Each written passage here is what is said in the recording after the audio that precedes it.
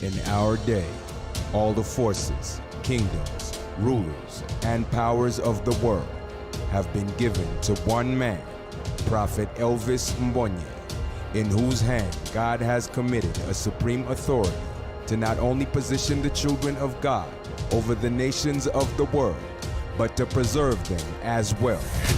South Africa is once again dealing with a level of violence that shocked many inside the country and abroad.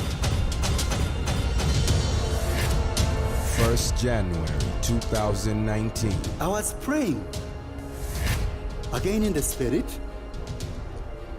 and then I stopped in a place, in a trance, and this was election time in South Africa.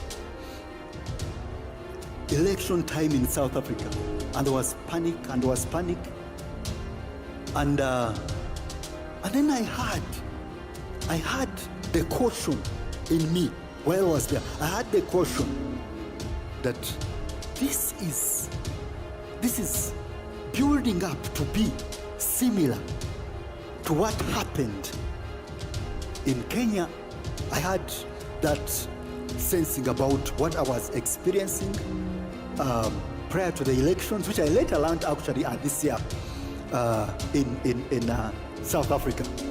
And then I got out of it, and I was also asked of the Lord to pray and command the darkness, because it will be dark, to be removed away from that time, to be shaken away from that time, such that the people in that place may not go back into turmoil, because there was a thing of it's almost like an assembly, the whole thing like removed, like let us do this again.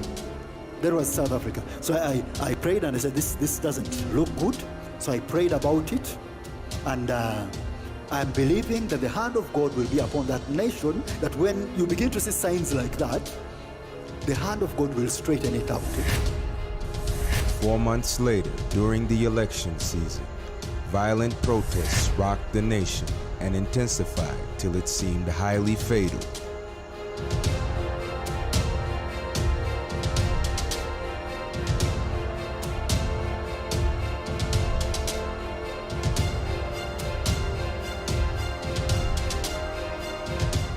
Supposed to vote, but what we're getting after that vote, no service, no nothing. That's why some residents protested, barricading roads with burning tires and rocks, demanding the government delivers better services and living conditions. The nation in protest. People fighting for basic services. As the May 8th election approaches, many believe these protests are the only way politicians will address their concerns.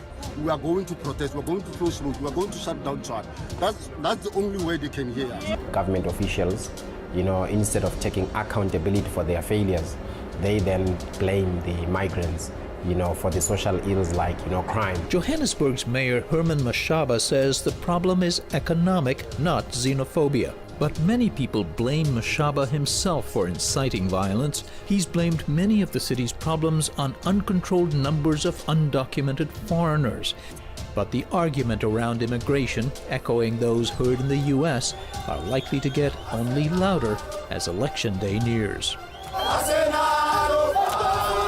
Horrific scenes coming out of our election broadcast in Hart Bay. We've been trying absolutely everything to keep this broadcast going. Because the prophet prayed and preserved the nation, the South African elections ended without experiencing the very likely darkness and violence similar to the one Kenya had experienced. The prophet mentioned the nation of South Africa going into a season of darkness, and he prayed that its nation would not descend back into the turmoil that had happened before as soon as the signs had shown up. True to this word, a few months after the election saw a resurgence in xenophobic attacks in South Africa, similar to what they had experienced a few years before, an incident the prophet had also revealed beforehand. South Africa is once again dealing with a level of violence that shocked many inside the country and abroad.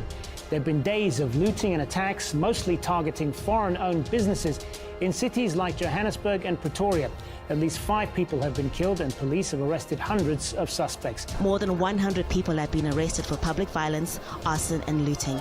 But in some areas, the police seem overwhelmed, making it easy for some people to stay in the street.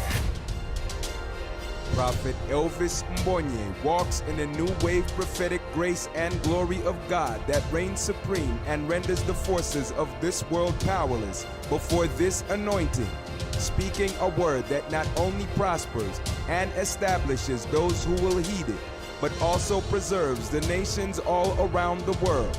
And for the indescribable privilege of hosting this unmatched prophet and witnessing his peculiar display consistently, all to usher us into our God-given dominion, we accord all merit, reverence, and double honor to the supreme authority of this dispensation, the prophet to the nations, Prophet Elvis Mbonye.